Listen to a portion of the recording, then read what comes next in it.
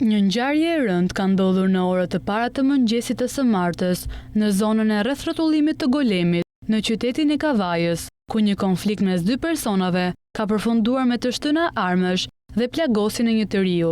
Sipas burimeve zyrtare nga policia e shtetit, incidenti ka ndodhur pak pas mesnate dhe dyshohet se është pasojë e një konflikti të mëparshëm mes shtetasit Luiz Sheqi, 22 vjeç, dhe një personi tjetër, i identifikuar si Shpëtim Dedja. Të dy personat raportohet se janë përballur fizikisht në vendin ku ndodhi ngjarja dhe pas një debati të ashpër verbal, situata ka degeneruar në përdorimin e armëve të zjarrit. Si pasojë, i riu Luiz Sheqi ka mbetur i plagosur dhe është transportuar me urgjencë në spitalin më të afërt. Burime mjekësore bëjnë me dije se 22 vjeçari ndodhet jashtë rrezikut për jetën. Gjendja e tij shëndetësore është e stabilizuar, por vijon të monitorohet nga stafi mjekësor. Ndërkohë, autori i dyshuar Shpëtim Dedja është larguar menjëherë pas ngjarjes dhe ndodhet ende në arrati. Policia ka organizuar pika kontrolli në zonë dhe është vënë në ndjekje të tij, ndërsa hetimet për zbardhjen e plotë të ngjarjes janë në vijim.